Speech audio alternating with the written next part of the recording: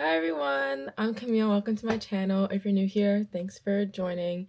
Probably watching this because you are interested in becoming a high school exchange student in Japan, as the title suggests. And if you're not new here, you probably watched my videos from when I was in Japan, and I'm finally making a video on how I did it. I'm sorry this took so long to get posted. I'm a senior in high school now, and it's a very, very busy time of my life. I just had my soccer season, which went into the postseason, and applying for colleges, and I'm not done applying for colleges yet. So I just had a lot of exams. I got really sick, and I'm only coming to it now. But it's December 20th, and I'm hoping I can edit this really fast because it's not that much of editing.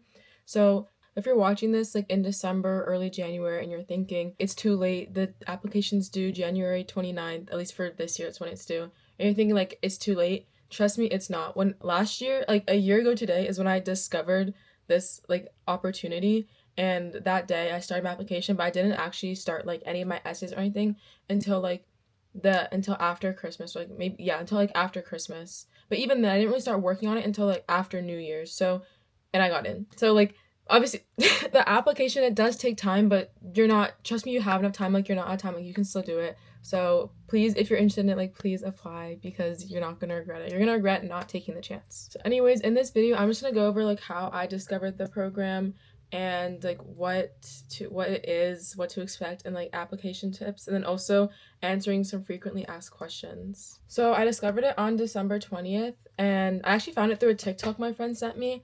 I've always been interested in doing study abroad type things, and I applied for NISLY Y, but unfortunately did not get it. But there's a lot of different study abroad things you can do. So there's this one. So what I did is I had got the Japan American Friendship Scholarship through YFU, but there's also things like CIEE, EF, there's high school diplomats. There's a lot. I'll put more on the screen if I can, as I have a list. Those are ones I can think off the top of my head. So there's a lot of different opportunities. So the scholarship I got is the Japan American Friendship Scholarship, and it covers around 60% of the total cost. So, and it was made to promote relations between Japanese people and American people following World War II. And there's actually a lot of scholarships kind of like that. There's CBYX was also kind of made for that reason, following World War II. So it's just made to build cultural understanding, because we have very different cultures. So I decided to apply for the scholarship because I've always been really interested in Japan's history, but also Japan's culture. So I started watching anime in 6th grade, and I it was right before COVID, so I was actually insane. I would do all my homework at school so I could go home and watch I would binge watch an entire anime, 12 episode anime, in the afternoon. Then I'd go to soccer practice, come home, go watch anime. I watched anime. Oh wait, I still really like anime. I don't have that much time to watch anymore, but I was very, very into anime. And then I started collecting manga, and I have a whole manga collection over there, and I just love reading manga. And then so my interest in anime and manga got me into reading Japanese literature. So I remember freshman year or 8th grade, I read Real World by Natsuo Kirino, and it got me into her other books. And I read No Longer Human by Osamu Dazai. And also I really like reading Kazuo Ishiguro. He's British. He's Japanese, but he's British. So it's not the same, but because of his name I was got intrigued. But yeah, so I got really into Japanese literature, and that made me really interested in Japanese culture beyond just the media, because I've also always been really interested in learning about World War II. So just learning about Japanese media, history, literature, and in the context of World War II made me really interested, especially in the scholarship, which is made to promote relationships post World War II. I just felt kind of the perfect thing for me, because I've always really been interested in that type of stuff.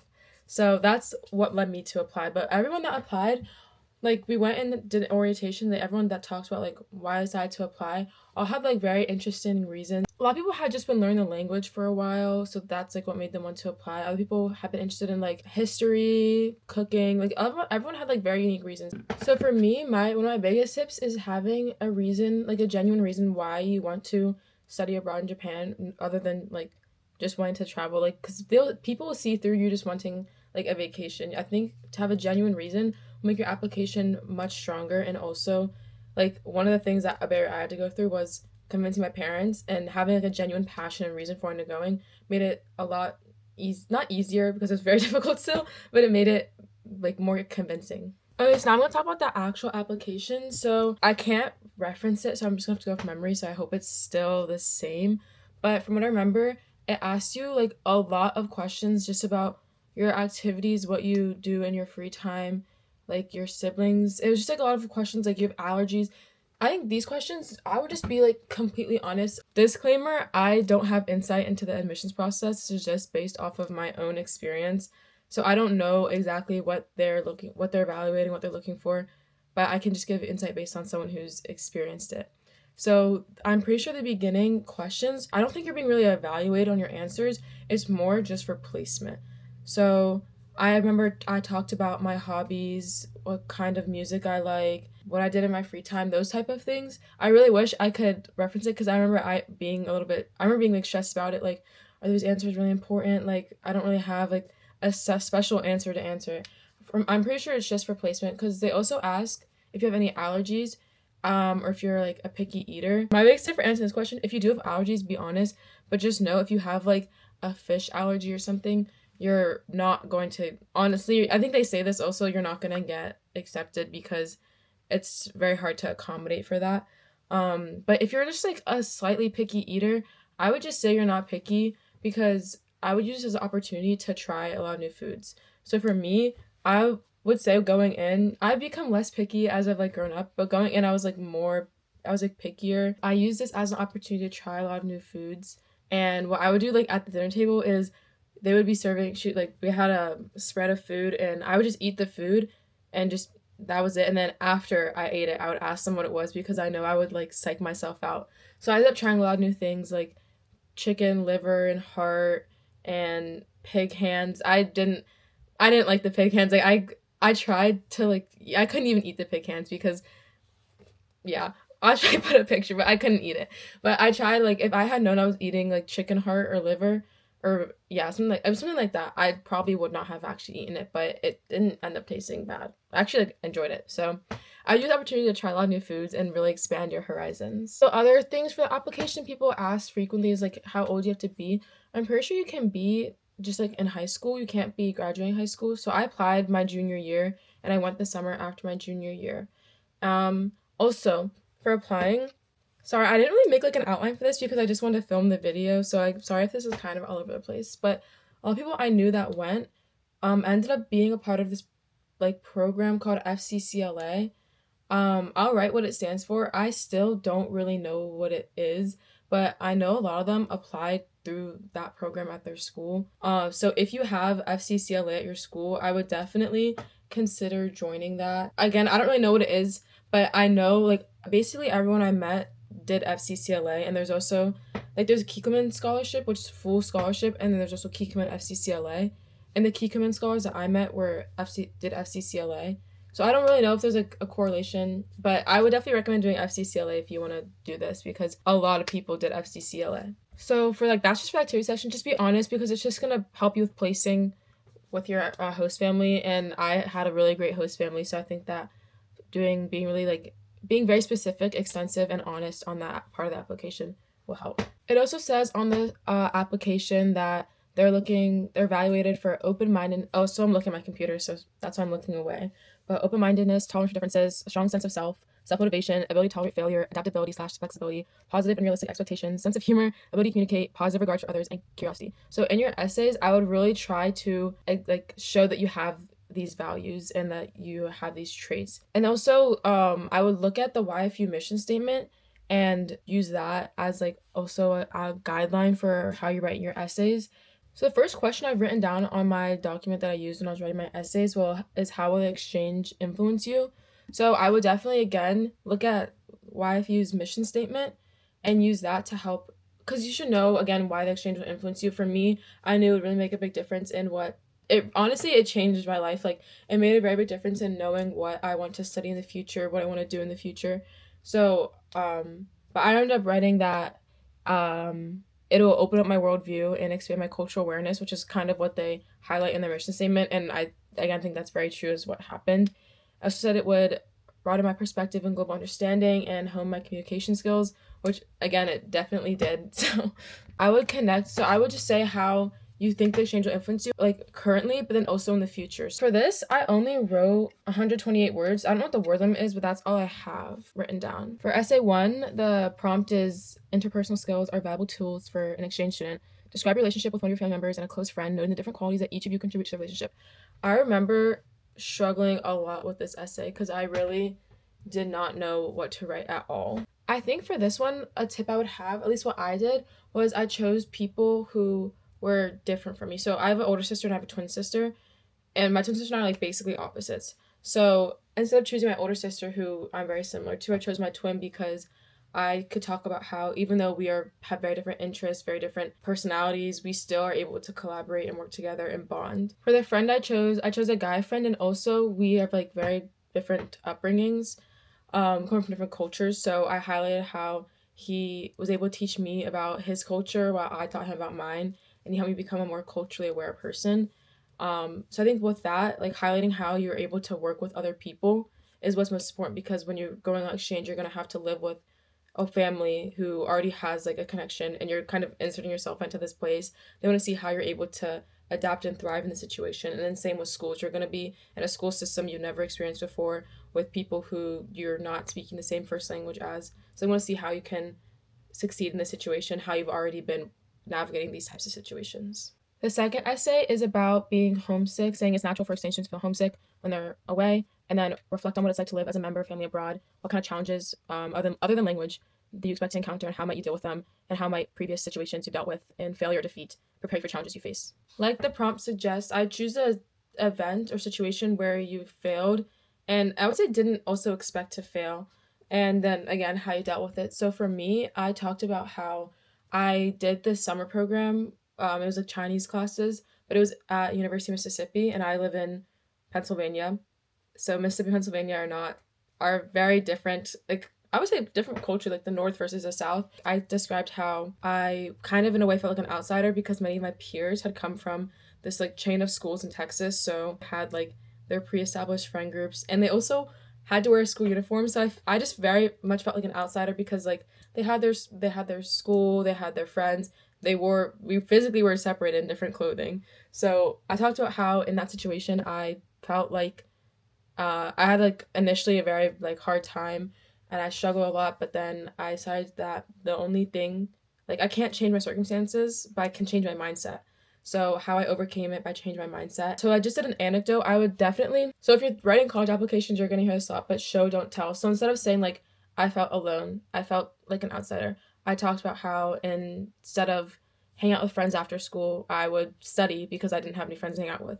So that kind of thing. And then in the end, I talked about how this experience, like I know that abroad, I'm going to have a similar experience of feeling like a little like an outsider because I'm not Japanese, I don't look Japanese, I don't act Japanese, I don't really speak Japanese. So I'm going to be an outsider, and I know that's going to happen, but I know that I'm equipped with the tools to be able to overcome this challenge. So my tip for this one would definitely be just show, not tell. Just like put the reader into your shoes, to have them feel how you felt in a situation when you were challenged or failed, and then make sure they know that even though that because you've experienced this, you are ready to face the challenges that you know you're going to face in Japan.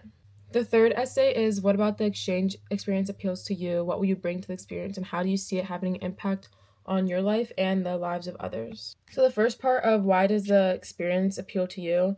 This should honestly be the easiest part. Like, you're applying for this experience because you want to do it. So I talked about how I'm excited to learn about Japanese culture, language, experience life as a Japanese high schooler.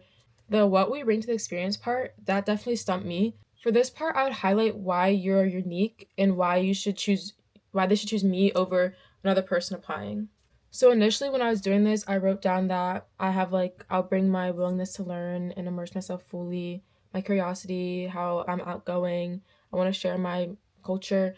These answers honestly are very basic. If I said that, you wouldn't be able to differentiate me from the next person. So I would really reflect on why you are like special and different and unique. So I ended up talking about how I had a unique perspective growing up in such like a global setting. My dad's an immigrant, and I also had au pairs growing up from like Mexico, Colombia, Argentina. So growing up in that global setting, I know the impact of being able to be exposed to different cultures. So I talked about that, how I know the importance of building and cultivating cross-cultural relationships. And then I think for also, like, how do you see having impact on your life and lives of others? And then again, how it appeals to you. I would try and show, like, what you already know about Japanese culture and what you're really excited to learn more about. So I talked again about my experience, like, watching anime, reading history, learning about reading manga, learning about Japanese history and stuff, but how I want to, graduate from reading the books and experience it firsthand. I also talked about my experience and learning Chinese and how I think it'll equip me with tools to be able to, like, succeed in learning Japanese. And then again, talk about how, I guess, just, like, answer the prompt. Like, okay, sorry, that's, like, bad advice, but just, like, make sure you're just answering every single part of the prompt, and yeah. Okay, the final part is the host family letter. They say this is used in, like, the host family selection process. I never actually really asked my host family about my letter, but I think this is, like, definitely take your time on this. It is also, like, take your time, but also be natural. Think of it as, like, you're actually writing a letter because your host family is going to read this. So, but don't stress too much about it. I wrote a little over a page single space, but I just talked about, like, I think it gives you, like, outlines. Talked about my family, what we like to do together, what I do at school, and again, since, like, this is also technically used in the selection process, so I just again really emphasize, like, why I'm excited about Japan, why I'm ready to live in Japan. I talked about things I really want to do, and I just, like, spend your time on this because this is used in the selection process, and I think that they do a really good job with placing you based on your, like, what information you give them. So if you give them inaccurate information, you're not going to be placed with the host family that fits you. Also, in the application, there's going to be a teacher recommendation form. So you don't get this form until after you submit it, and then you have, like, 3 days or something like very, very short amount of time to submit the teacher recommendation. I would definitely, if you know, like, you're applying, I would definitely tell your teacher that you are going to apply to this program and you're wondering if you could write them a letter of rec. The letter of rec asks questions like, describe the student's behavior in a classroom, respect the authority, peers, participation. What interests and skills does a student have to contribute to others in, like, a school, family, community? On my opinion, I feel like teacher recommendation is, like, might be, like, the make or break for if you get kikomen. I think try and get a very strong letter of rec if possible, and also provide them with a brag sheet if possible, because these teachers know you in the context of the classroom, and hopefully they know you in some other way, but for the most part they're probably going to know in the context of the classroom. So if you provide them with information about, like, some of your interests, why you went to the program, what the program's about, and things like that, I think that can definitely get a stronger letter of recommendation. So I would definitely tell them in advance as well, because if you tell them and they have, like, 3 days to submit it, they're going to give you a rushed letter of recommendation. Okay, so after you submit the application, you are kind of just in a waiting game. That's kind of just what it's like. You'll also have an interview. I forget if everyone gets an interview or just, like, semi-finalists get an interview. It kind of asks the same questions that the application asks in a way. I actually didn't really have a very good interview experience. My interviewer was a little bit on the older side, and it was, like, on Zoom, and she couldn't really hear what I was saying. I had to, like, scream into the mic. So that was just, like, a little bit awkward. And then also I had prepared questions related to Japan and, like, her experience in Japan. But then I found out that she had done an exchange in, like, Australia. So I wish I could give a better, like, interview tips, but I don't really remember the interview. If you just Google questions, though, like, all I did to prepare was Google questions, and I think I was pretty prepared. So yeah, and I would think of general broad questions about being an exchange student. Don't think of it specifically for Japan. It's good to have questions in case your interviewer did go Japan, but mine did not, so it was like not very good. But after the interview, you'll find out, I found out, like, in the beginning of March that I had gotten accepted, and you'll get your placement with your host family. If you have any questions about the application, about writing essays, like, definitely comment them below. I'll try my best to help out. But just be honest, know why you want to do it, and take the chance. Regardless if you get into the program or not, you'll learn a lot from having to write type of essays, because you're having to write basically the same things for college essays, so yeah. Anyways, thanks so much for watching this video. I'm gonna answer more, like, I don't want this video to be too long, so I have a doc of questions that were frequently asked in the comment section, which I'm going to answer in the next video. Good luck on applying. No, you have enough time, and if you have any questions, comment them below. I will try my best to answer them. And also feel free to, like, DM me, or, like, I have, like, my email. Someone emailed me and I, like, responded. Like, I really do want to help people, like, to have this. I think experiences like these are very, very important, especially for like younger people in our generation. So if you comment, I'll try my best to answer the best I can.